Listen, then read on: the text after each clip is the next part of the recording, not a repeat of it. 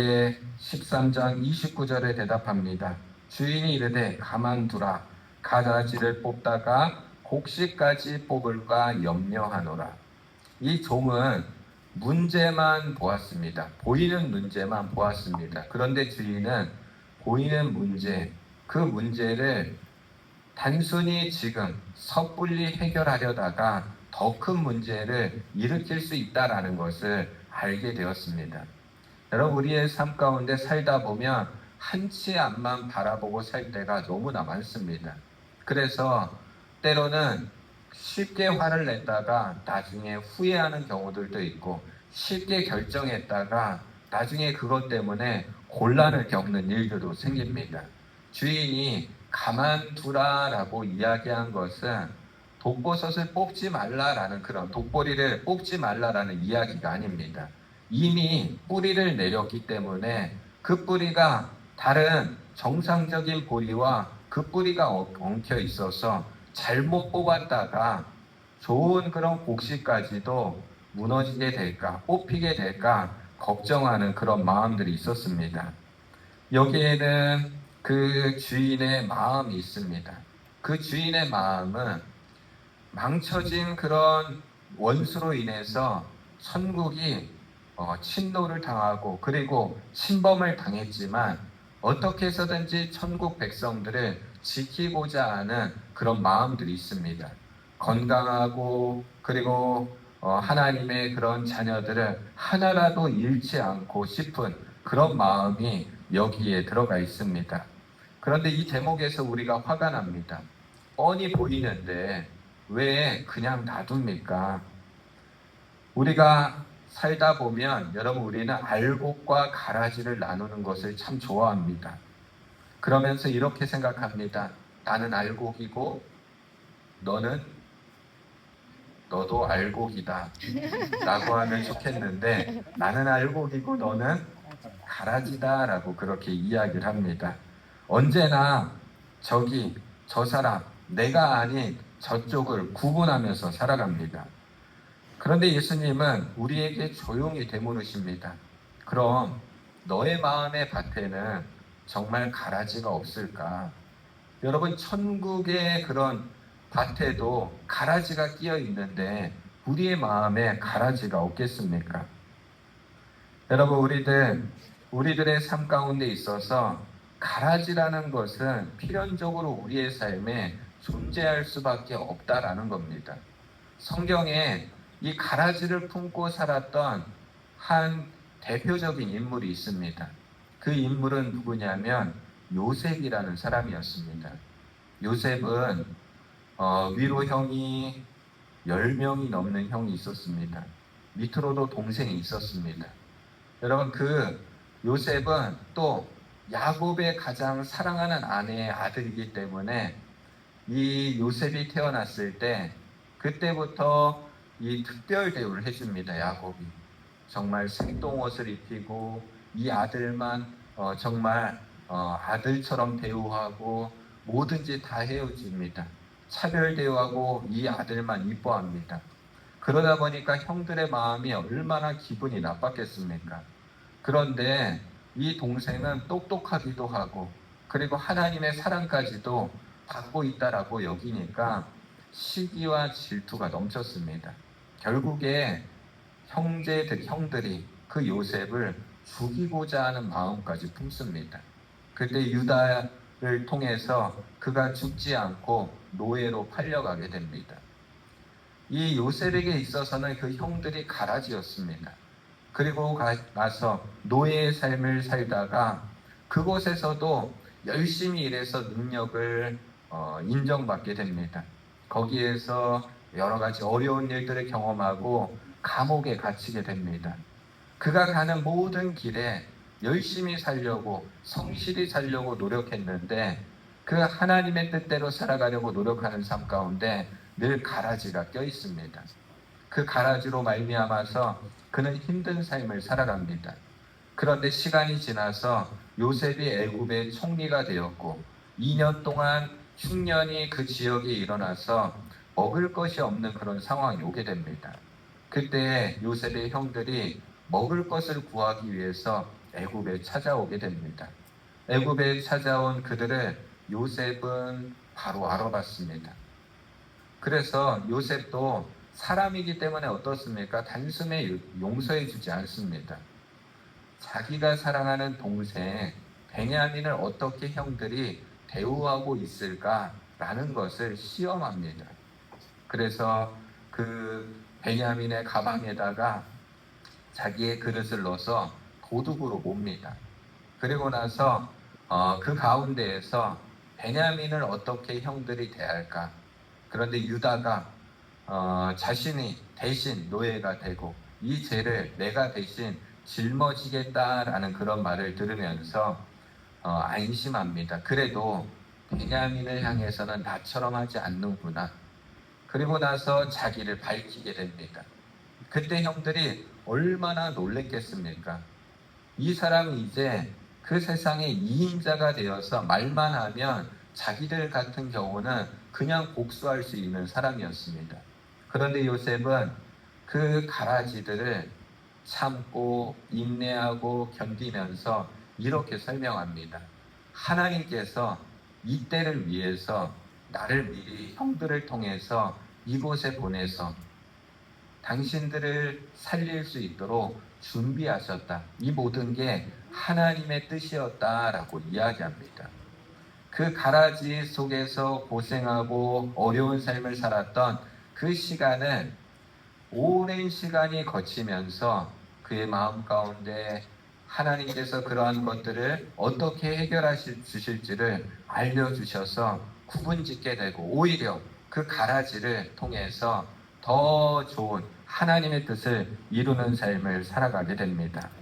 그러나 우리는 그러한 삶을 살기가 상당히 어렵습니다. 때로는 내가 선할 때도 있지만 때로는 내가 다른 사람 보기에 선하지 않을 때가 있는 것이 많이 있습니다.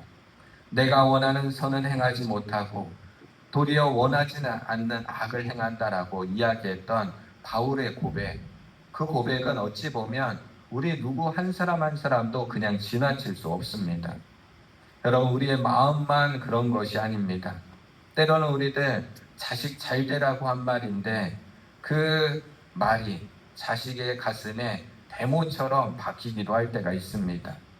교회를 위해서 열심을 다해서 일한다라고 했는데 누군가에게 상처를 줄 때도 있습니다. 또한 누군가를 돕는다라고 했는데 오히려 그 일이 누군가를 벼랑 끝으로 밀어내는 일들이 생길 때도 있습니다. 여러분, 우리는 밀과 보리와 가라지를, 독보리를 한 몸 안에 품고 살아가는 그런 존재들이기 때문입니다. 여러분, 만약에 우리의 마음에 드러나는 그런 생각들이나 우리가 과거에 행했던 모든 일들을 낱낱이 다 드러낸다라고 한다면 당당한 사람이 어디에 있겠습니까? 죄 지은 대로 즉결 심판하는 하나님이 이시라고 한다면 여기에 살아있는 사람들은 아무도 없을 겁니다. 의인은 없나니 하나도 없다라는 말씀이 틀린 것이 하나도 없습니다. 주님은 가라지가 보인다는 종의 이야기에 추수할 때까지 가만두라라고 이야기합니다. 주님이 추수 때까지 견디시는 그 더딘 시간은 실은 우리를 향한 오래 참음의 시간이다라는 것을 우리가 알아야 합니다. 그런데 여기에서 중요한 것은 그 오래 참음이 방치해 둔다라는 것이 아닙니다. 그 시간은 용서의 시간이고 돌이킬 기회를 주는 시간입니다. 그리고 추수의 시간은 반드시 오고 그 곡식의 낫을 대는 시간은 반드시 온다라는 겁니다.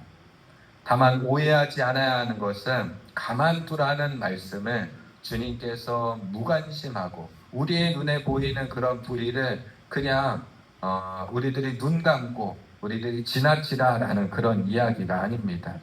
때가 되면 하나님이 알아서 하시겠지라고 침묵하라라고 이야기하는 것이 아닙니다. 주님이 가만두라라는 것은 여러분들 우리가 지금 우리들 살아가는 삶 가운데 있어서 억울하고 불의한 일들이 보여지고 이러한 것들에 가만히 있으라라는 것이 아니라 왜 주인이 가만히 있으라, 지금 뽑지 말아라 라고 하셨는지 그 이유를 정확히 봐야 합니다. 가라지가 안 보여서가 아닙니다. 분명히 이야기합니다. 뿌리가 얽혀 있어서 가라지 뽑다가 온전한 곡식까지 함께 뽑히기 때문에 주님께서 가만히 있으라라고 이야기한 겁니다. 여러분, 우리의 삶 가운데는 밀과 그 보리와 그리고 독보리 이 두 가지가 함께 섞여져 있습니다. 그런데 다른 사람도 마찬가지다라는 겁니다. 저 사람 안에도 나쁜 행실과 그리고 좋은 행실이 엉켜 있습니다. 고슴도치도 제 자식은 정말 예쁘다고 이야기를 합니다. 우리의 삶 가운데 보면 모든 일이라는 것이 상대적이라는 것을 보게 됩니다. 그런데 그대로 그냥 통째로 뽑아버리면 그 안에 자라던 온전한 것까지 그냥 사라져버리게 된다라는 겁니다. 우리가 붙들 것은 이것입니다. 불의에는 맞서되 그 사람 자체를 하나님 앞에서 끝난 인간으로 단정짓지 말아라라는 겁니다. 왜냐하면 하나님께서는 오래 참음을 통해서 우리를 기다리시면서 포기하지 않으신다라는 겁니다. 말처럼 쉬운 일은 아닙니다.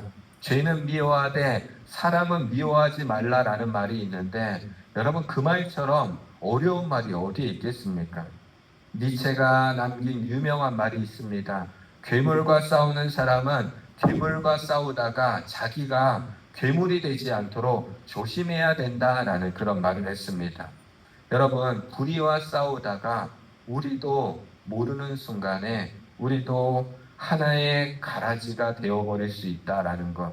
당장 눈에 보이는 것 그것을 해결하는 것으로 모든 것이 해결된다라고 생각하는 그것이 위험하다라는 그런 신호입니다. 곧 우리가 가라지라는 것이 분명히 보이는데 그 분명히 보이는 것을 어떻게 해야 되느냐. 아모스 선지자가 외치는 정의를 물같이 공의를 마르지 않는 강같이 흐르게 하라라고 예언자의 외침을 했는데 그것은 저 악당들을 다 그냥 단번에 쓸어버려라 라는 것이 아닙니다. 곧 악한 구조를 바로 잡으라라는 겁니다. 여러분, 우리가 어떤 것에 대해서 문제를 해결할 때 내가 미워하는 것이 저 사람의 행동인지 아니면 저 사람 자체인지 그것을 구분하는 시간이 필요하다라는 겁니다. 그래서 가만두라고 주님께서 이야기하는 겁니다. 가만두라는 이야기는 이 물음을 우리들에게 주는 겁니다. 우리가 이 문제와 그리고 이 가라지 앞에서 어떻게 하면 우리가 미워하는 것이 저 사람의 행동인가 아니면 저 사람 자체인가 라는 것을 구분해라. 행동을 싫어하는 것이라고 한다면 그것은 우리가 어느 정도 시간을 들여서 바꿔나갈 수 있습니다. 그런데 사람 자체를 싫어한다라는 것은 어떻습니까? 그것은 이미 문제를 해결할 수 없다라는 겁니다. 여러분 그런데 보면 예수님께서도 보면 종교 지도자들을 보면서 단호하게 외치신 적이 있습니다. 화 있을진저를 8번이나 그냥 불같이 퍼부으시고 급기야 마태복음 23장 33절에 보면 독사의 자식들아 라면서 그 종교지들을 향해서 너희가 지옥의 심판을 피할 수 있겠느냐라면서 그 예수님께서 종교자들을 지도자들을 향해서 그런 저주에 가까운 심판의 언어를 하십니다. 지옥의 선포를 하신 분이 예수님입니다. 그런데 여러분 예수님도 때에 따라서는 어떻게 하십니까? 지옥의 심판을 하실 때도 있는데 가만두어라 추수 때까지 기다리라 라고 이야기하실 때도 있다라는 겁니다. 심판의 권한과 인내의 명령이 같은 한 분의 입에서 나온다라는 겁니다. 그런데 우리들 보면 어떻습니까? 종교 지도자들을 향해서 지옥의 심판을 외쳤던 그 예수님께서 우리를 향해서는 기다리고 계신다라는 것이 또 하나의 우리들에게 주어진 그런 은혜입니다.